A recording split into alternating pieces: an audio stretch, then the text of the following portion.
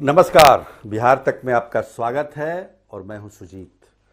बिहार में ethanol industry संकट में है और इस मामले को लेकर हम लगातार उठा रहे हैं। कल विधानसभा में भी इस मामले को उठाया गया और सरकार ने जिस प्रकार से जवाब दिया है उससे थोड़ा बहुत आश्वासन तो मिलता है जो इंडस्ट्री से जुड़े लोग हैं उनको, लेकिन क्या ये वाकई जिस उद्देश्य से इस इंडस्ट्री की स्थापना हुई थी बिहार में 2023 के बाद से कि उससे रोजगार मिलेगा, लोगों को नौकरियां मिलेगी और साथ में एक इंडस्ट्री हब बनेगा बिहार, उस लिहाज से अगर देखा जाए तो जिस प्रकार से कटौती की गई है, जो भी इनका MOU था उस हिसाब से उससे काफ़ी घाटे से गुजर रही है ये इंडस्ट्री।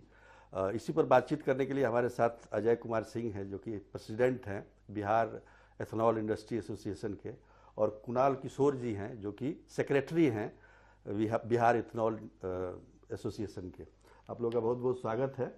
देखिए, इथेनॉल को लेकर काफ़ी चर्चा है बिहार में और इथेनॉल इंडस्ट्री एक काफ़ी ग्रोइंग इंडस्ट्री बिहार में देखा जा रहा था, लेकिन पहले हम लोगों ने भी चलाया, खबरें चलाई कि आप लोग का कोटा कम कर दिया गया है जिसकी वजह से कई इंडस्ट्री जो है वो बंद हो गई है, बंद होने की कगार पर है या महीने में 15 दिन ही चला रहे हैं। बहुत सारे जो उसमें कामगार थे उनकी भी छटनी की गई है। तो क्या स्थिति है ये बताइए, और विधानसभा में जिस प्रकार से सरकार ने जवाब दिया उससे आप कितना संतुष्ट हैं? नहीं, मैं तो पहले बताऊंगा कि जो है इथेनॉल को समझने की जरूरत है। इथेनॉल है क्या और इथेनॉल से क्या फायदा है राज्य को और केंद्र को। देखिए, इथेनॉल एक तो पेट्रोलियम ब्लेंडिंग होता है और किसानों के अनाज से बनता है इथेनॉल। तो बिहार को जब इथेनॉल बनेगा तो किसानों को फायदा होगा। और हम लोग जो 2023 में जब इथेनॉल प्लांट लेके आए, जब बिहार सरकार ने 21 से पॉलिसी बनाई कि बिहार की अब अन्नदाता केवल अन्नदाता नहीं ऊर्जादाता ही बनेंगे, इस पॉलिसी के तहत जब प्लांट लगा तो 2023 में हमारे प्लांट चालू हुए। बिहार में 17 प्लांटों के साथ एक MOU साइन हुआ, एग्रीमेंट हुआ था OMC कंपनियों के साथ, इंडियन ऑयल, BPCL के साथ। उसके बाद प्लांट, उसमें से 14 प्लांट जो है धरातल पर उतरने की कोशिश हुआ, जिसमें कि 11 प्लांट चालू हुए। अभी और भी कुछ चालू होने बाकी भी रह गए हैं। हम लोग जैसे प्लांट 23 से लेकर के और 25 तक जितना प्लांट डिजाइन कैपेसिटी होता है उतना हमको लोकेशन मिला और बहुत बढ़िया सबका, और काफी रोजगार भी है। एक उद्योग में, एक प्लांट में कम से कम 700 से 1000 के बीच में से लोग वहां लाभ पाते हैं, एम्प्लॉय हो जाते हैं। एक इंडस्ट्री से केवल इथेनॉल ही नहीं बनता, बहुत इंडस्ट्रियां वहां खड़ी होती हैं आसपास में, तो काफी लाभ हुआ। और अभी विधानसभा में क्वेश्चन उठा, उससे हमने पूछा तो देखिए, बिहार सरकार तो ऑलवेज चाहती है कि इंडस्ट्रियां बिहार में लगे। कोई बिहारी नहीं चाहेगा कि बिहार में इंडस्ट्री ना लगे, दिल से कोई नहीं चाहेगा। अब रही बात कि ये इथेनॉल केंद्र का मुद्दा है और केंद्र को क्रय करना है, बिहार सरकार को क्रय नहीं करना है। तो हम लोग अब सरकार के ऊपर रिक्वेस्ट हमेशा करते हैं अपना उद्योग विभाग पर कि आप हमारी प्रॉब्लम को, केंद्र को रखें और हमारी मांग को पूरा करें। इसी सदन में भी हमारे बहुत सारे भाइयों ने, सांसदों ने, विधायकों ने बात रखी, वहां पर मैं उनका धन्यवाद करता हूं और सरकार के ध्यान को आकृष्ट भी किया इसमें। तो कुणाल जी, क्या लगता है कि इसमें मतलब सरकार ने जो आश्वासन दिया उसमें आपको कुछ लगता है कि ये फलीभूत होगा, क्योंकि शुरुआत में ही झटका लग गई इंडस्ट्री को? इसमें सर समझना होगा कि इसमें बिहार सरकार का कोई रोल नहीं है। ये केंद्र सरकार की जो ministry of petroleum and natural gas है उसके अंदर नहीं, बिहार सरकार बातों को रख तो सकती है, बातों को रख, आप लोगों के बातों को मजबूती से केंद्र सरकार के सामने रख सकती है। जी बिल्कुल, और ये बिहार सरकार शुरू से कर रही है, उसका हमेशा से सपोर्ट रहा है। जब ये मामला सबसे पहली बार आया तभी हम उस समय के उद्योग सचिव महोदय से मिले थे और मुख्य सचिव बिहार महोदय से भी हम लोग मिले थे। उन्होंने हमें आश्वासन दिया था कि आपकी बात को हम प्रमुखता से रखेंगे, परंतु इस बात को 3 महीना हो गए। ये बात नवंबर के शुरू की है। बिल्कुल। तो उसी समय हम लोग जो केंद्रीय पेट्रोलियम सचिव है उनसे भी मिले थे। उन्होंने कहा था महीने भर के अंदर में हम एक दूसरा टेंडर लाएंगे और जो आपका बचा हुआ कैपेसिटी है उसका भी हम ऑर्डर आपको दे देंगे 1 महीने में। इस बात को हुए भी 2 महीना हो गया। तो अभी मौखिक आश्वासन से तो मामला होगा नहीं। अभी जो बचा हुआ लोकेशन है, जैसा सर ने बताया कि सारे प्लांट के साथ एक रिटेन अनुबंध है, ये मामला ब्रीच ऑफ अग्रीमेंट का है। उस अग्रीमेंट में साफ लिखा हुआ है कि हम आपके आधे कैपेसिटी को किसी भी सूरत में लेंगे और बाकी आधे को बाकी से पहले लेंगे। अगर हमें थोड़ी सी भी जरूरत और होती है आपकी अस्योर्ड लेने के बाद, तो सबसे पहले आपका बैलेंस लेंगे, फिर दूसरों का लेंगे। वो उन्होंने 3 साल निभाया भी इस प्रॉमिस को, जो रिटर्न में लिखा है। इस साल जो इथेनॉल सप्लाई है उनका 1 नवंबर से 31 अक्टूबर के लिए होता है। इस बार उन्होंने उसमें उस प्रायोरिटी में चेंज कर दिया। उन्होंने सबसे पहले कोऑपरेटिव शुगर मिल को ले आए, तो इस वजह से हमारा अलोकेशन कम हो गया जिनके साथ अनुबंध है। और इसके रिजल्ट में ये भी हुआ कि गुजरात में और दूसरे स्टेट में कुछ प्लांट है जिनके साथ कोई अनुबंध नहीं है, उनका 100% उन्होंने खरीदने का काम। तो ये सबसे यहाँ पे हम लोग इसको उठा रहे हैं कि ये गलत है। सबसे पहले आप जिनके साथ अनुबंध है उनका जो मतलब डेलिकेटेड रूप से इथेनॉल बना रहे हैं और उसी के लिए मतलब इंडस्ट्री उन्होंने लगाई है, उनसे अपना खरीद के चीनी मिलों से खरीद रहे हैं, ये मतलब यही मामला है। तकलीफ यही है कि हमसे आप एग्रीमेंट किए, अब एग्रीमेंट करने के बाद हम जब हमसे अब नहीं लेकर के अब किसी और से ले रहे हैं, अब उनसे ले रहे हैं जिससे कोई एग्रीमेंट नहीं है, और उनके पास दूसरा ऑप्शन है। तो ये बिहार में इथेनॉल प्लांटों को इथेनॉल बनाने के अलावा दूसरा कोई ऑप्शन नहीं है। इथेनॉल ही बना सकते हैं क्योंकि बिहार में एक साइज पॉलिसी नहीं है, तो यहाँ पे आप ये भी नहीं बना सकते हम। और दूसरा हम चीनी तो बनाते नहीं, जैसे कहा जा रहा है कि मेडिसिन में, दवाइयों में भी इसका इस्तेमाल होता है, तो उसमें बना सकते हैं? नहीं, वो भी बताता हूँ। हमारी जो पॉलिसी बनी थी बिहार में, इथेनॉल पॉलिसी बनी थी, तो जो भी चीजें थी उसमें अंकित है चीजों में, और हमारे एग्रीमेंट है मेरे हाथ में। एग्रीमेंट में साफ लिखा हुआ है कि आप अगर इथेनॉल प्लांट से हमें ओएमसी ब्लेंडिंग के अलावा अगर बेचते हैं तो आपके एग्रीमेंट को रद्द कर दिया जाएगा। आप किसी और को नहीं दे सकते। हमें पब्लिकली नहीं बेचना, इस चीज को नहीं देना। हमारे पास रिटर्न ऑर्डर में है ये बात, तो हम कहीं बाहर बेच नहीं सकते। और रही बात की जो भी आज भी एक चीज आपको बताऊंगा, सरप्राइज होगा। आज हम इथेनॉल की मुद्दा पूरे देश में बात हो रही है, पूरे देश में चर्चा हो रही है, लेकिन आज भी हमारे देश में बाहर से इथेनॉल क्रय होकर आता है। बताइए।